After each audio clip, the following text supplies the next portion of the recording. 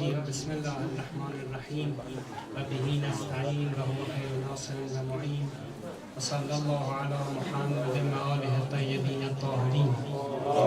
صلى على محمد وآل محمد. السلام عليك يا رسول الله، السلام عليك يا خاتم النبيين.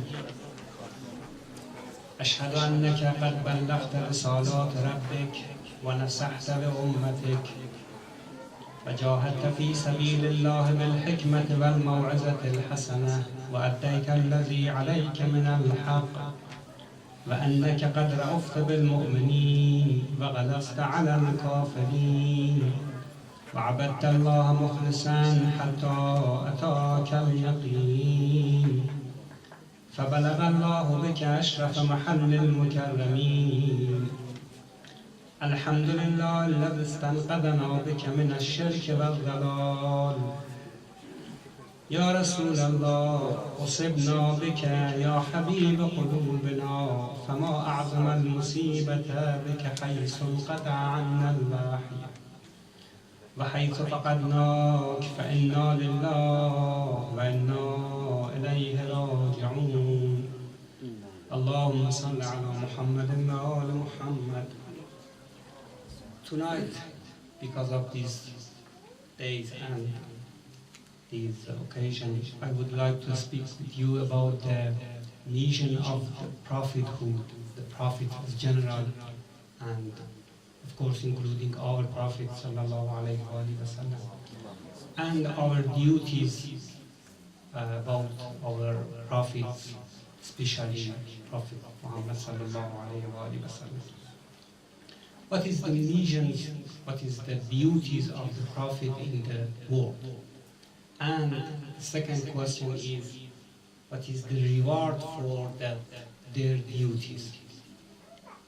Generally, when persons do something for us, we pay reward, we pay something to him. And what about the Prophet sallallahu alaihi wasallam?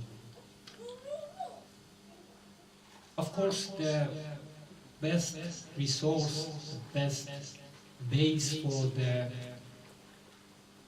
answer for these questions is the Holy Quran.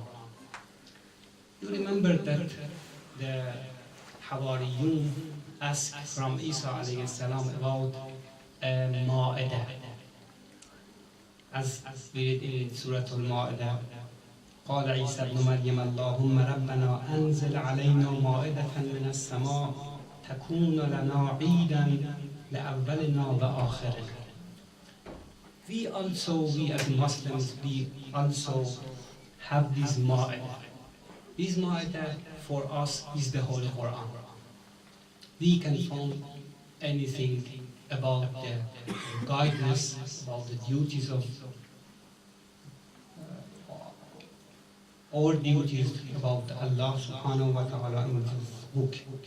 We have a riwayah from Prophet sallallahu alayhi wa sallam. He said, according to this hadith, إن هذا القرآن مأدبة الله فأقبلوا من مأدبته ما استطعتم. And the whole Quran said, اقرأوا ما تيسر منه. So we would like to look for the answer for this question in the Holy Quran.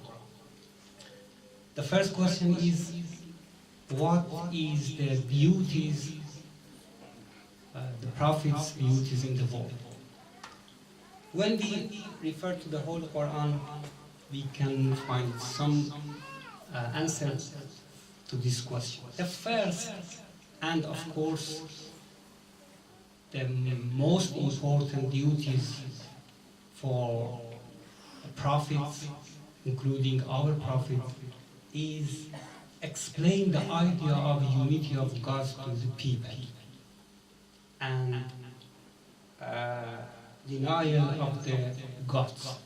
You know that the first invitation from our prophet to the people in Mecca is this very simple sentence. قولوا لا إله إلا الله تفلحون. Invitation to Tawheed. And against the Tawheed is the worship to others. In the Holy Quran said that in ayat is very, very famous and all of us know this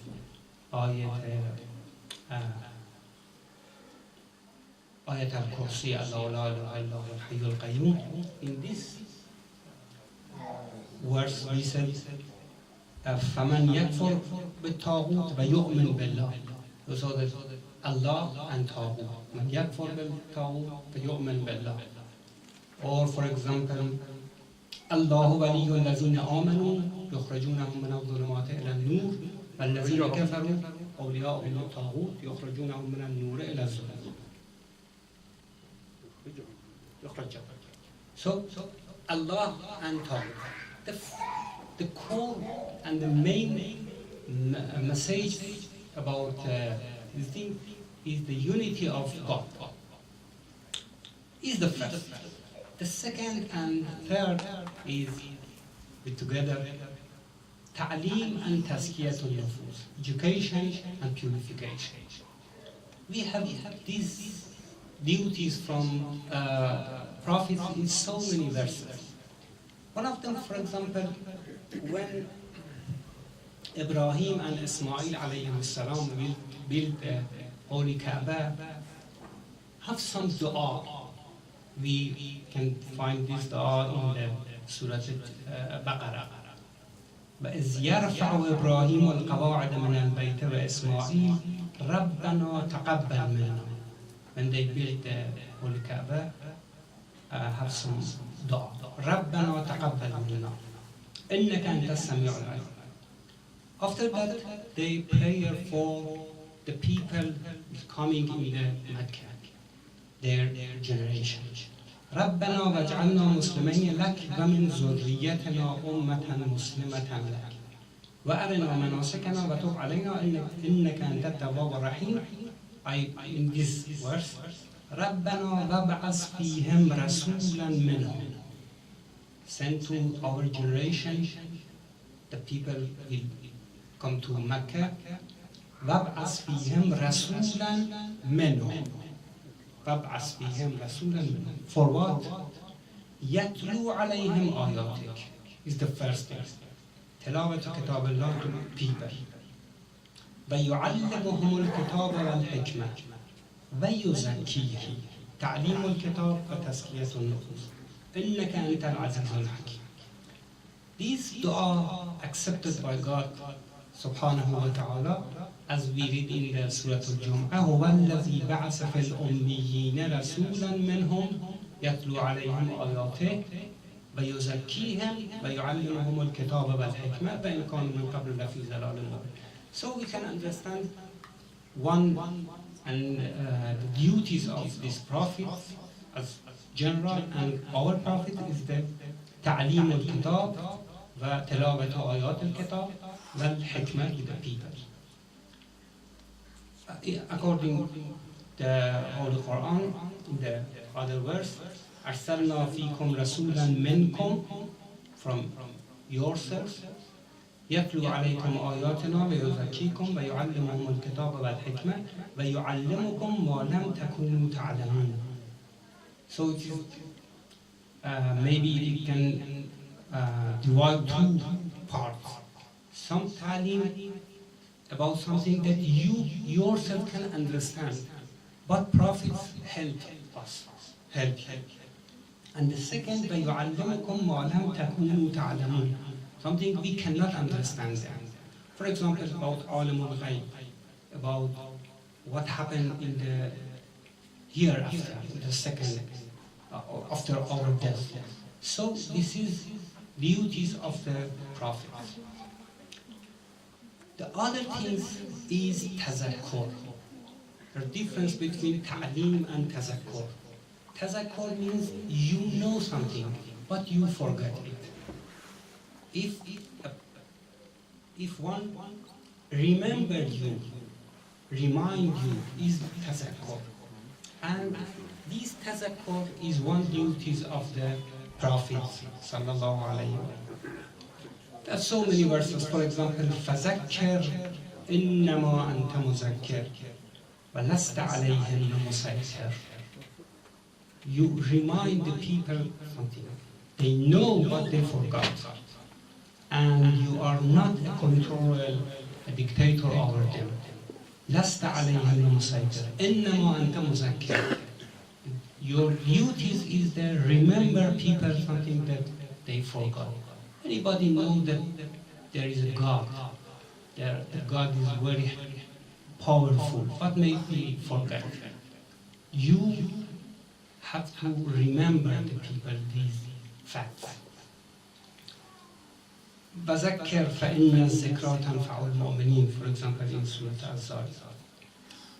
And this is some duties of the prophets, but of course they have some social duties. For example, we can see in Surah Al-Hadid, God subhanahu wa ta'ala said, لَقَدْ أَرْسَلْنَا رُسُلَنَا بِالْبَيِّنَاتِ وَأَنزَلْنَا مَعَهُمُ الْكِتَابَ وَالْمِيزَانَ لِيَقُومَ النَّاسُ بِالْقِسْطِ. We send our prophets, but by bayinat, very, very clear reasons. وَأَنزَلْنَا مَعَهُمُ الْكِتَابَ وَالْمِيزَانَ لِيَقُومَ النَّاسُ بِالْقِسْطِ. It's very important that God said لِيَقُومَ النَّاسُ بِالْقِسْطِ. It means the people by themselves, not by prophets. لِيَقُومَ النَّاسُ بِالْقِسْطِ. It is the duty of the people to establish a regime in their society according to justice, according to adalah. And the prophets lead people to this regime, these nizams. So Quran said, لِيَقُومَ النَّاسُ بِالْقِسْطِ. This is some important duties for prophets in the Holy Quran. This other things is very important. The prophets, how did these works? Quran said, ادْعُ إِلَى سَبِيلِ رَبِّكَ بِالْحِكْمَةِ وَالْمَوْعِظَةِ الْحَسَنَةِ. This is the ways of prophets' works. بالحكمة والموعظة الحسنة وجادلهم بالتي هي أحسن. This is the ways of the prophets. Do our prophets these duties? Of course, yes. The Holy Quran said that طه وما أنزلنا عليك القرآن لتشقى. You work very, very hard, and this is not your duties. إلا تذكرة لمن يخشى. Your duties is إبلاغ كلام الله to the people. Say people what we send you as wahy. And because of these we said as this رواية زيارة يا رسول الله أن أشهد أنك قد بلغت رسالات ربك. We believe that you do your work in the best way. أشهد أنك قد بلغت رسالات ربك ونصحت لأمتك وجاهدت في سبيل الله بالحكمة والموعظة الحسنة, as the Holy Quran says. وأديت الذي عليك من الحق وأنك قد رأفت بالمؤمنين وغلست على الكافرين وعبدت الله مخلصا حتى أتاك اليقين. This is our beliefs about our prophets. The second thing about the reward to the prophets. As I said, and all of you know that when a person do something good for us, we have to pay for him. We have to give a reward for him. What about the prophets? We believe that. All of us knows that. And Quran has clearly and clearly said that prophets did not ask from their people to a reward, to a fee, to a payment. No. For example, in Surah Al-Shu'ara, we read that from Nuh alayhi salam, Hud alayhi salam, Salih alayhi salam, Lut alayhi salam, and Shu'aib. وَمَا أَسْأَلُكُمْ عَلَيْهِ مِنْ أَجْرٍ. I don't ask anything about our jobs from you. إِنْ أَجْرِي إِلَّا عَلَىٰ رَبِّ الْعَالَمِينَ. And all prophets like them. For example, in Surah Al-Qalam, we read that أَمْ تَسْأَلُهُمْ أَجْرًا. Do you ask him something? Of course not. قُلْ لَا أَسْأَلُكُمْ عَلَيْهِ أَجْرًا. But about our prophets, we have an exception, استثناء. And this is إِلَّا الْمَوَدَّةَ فِي الْقُرْبَى. Our prophets ask us something as their ajr, as his reward. And this is مَوَدَّةَ فِي الْقُرْبَى. In the Surah Al-Shura, قُلْ لَا أَسْأَلُكُمْ عَلَيْهِ أَجْرًا إِلَّا الْمَوَدَّةَ فِي الْقُرْبَى. But these rewards not from himself. Why? Because Quran said, قُلْ لَا أَسْأَلُكُمْ عَلَيْهِ أَجْرًا. It means that this is an order from God subhanahu wa ta'ala. قُلْ لَا أَسْأَلُكُمْ عَلَيْهِ أَجْرًا إِلَّا الْمَوَدَّةَ فِي الْقُرْبَى. And who are في القربى? Who are these qurba?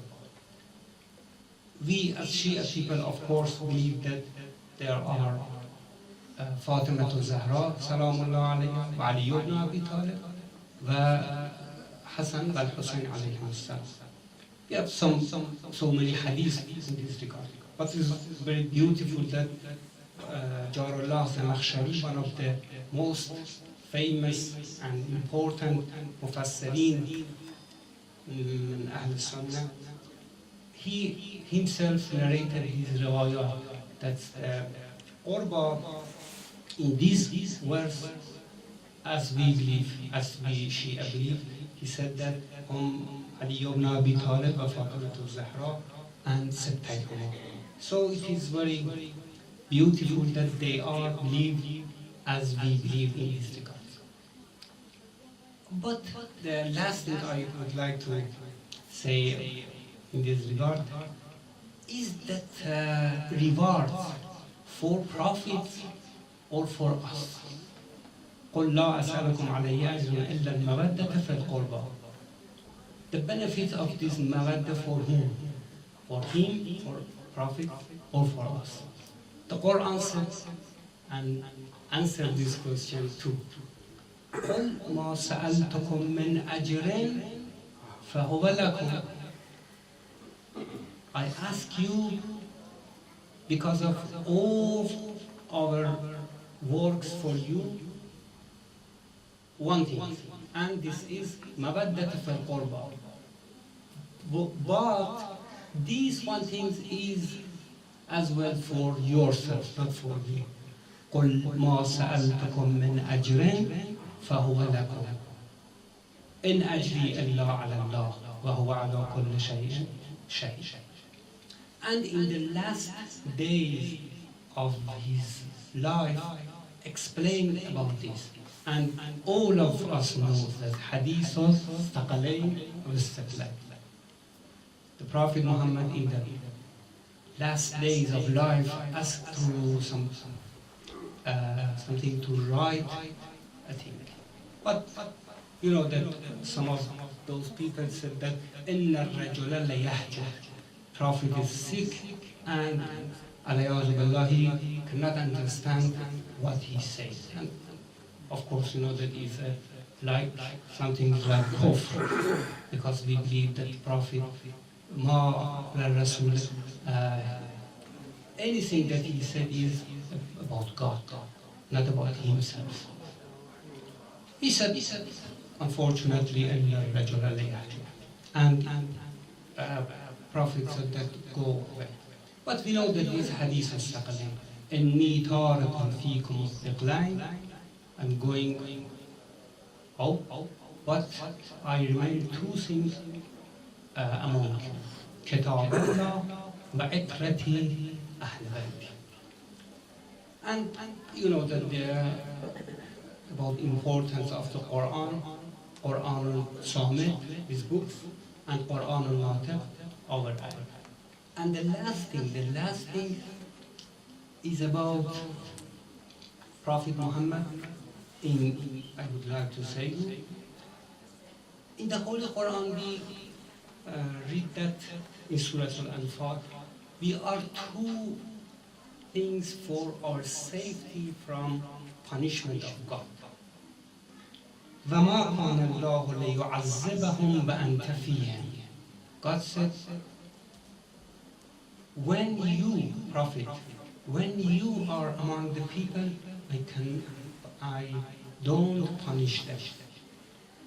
وَمَا كَانَ اللَّهُ لِيُعَذِّبَهُمْ وَأَنْتَ فِيهِمْ وَمَا كَانَ اللَّهُ مُعَذِّبَهُمْ وَهُمْ يَسْتَغْفِرُونَ.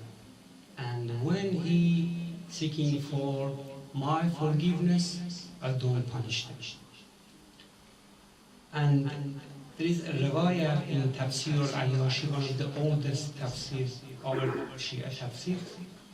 رواية from Imam Baqir عليه الصلاة والسلام يقول كان رسول الله صلى الله عليه وآله وسلم والاستغفار حسينين لكم من العذاب. You have two things to protect you from punishment of God. فماذا أكبر الحسنين? You lost the greatest حسن. It means Prophet Muhammad صلى الله عليه وآله. وبقي الاستغفار. But you have other custom over safety for you. فأكثر من. So you say and do استغفار كثيرا. فإنه منجاة للذنوب. So some people, some ulama said that it is very, very nice to beginning our day by istighfar and finish our day by istighfar, because this is like hassle, like safety, like protection from azab Allah. ونعوذ بالله من الشيطان الرجيم ومن شرور أنفسنا.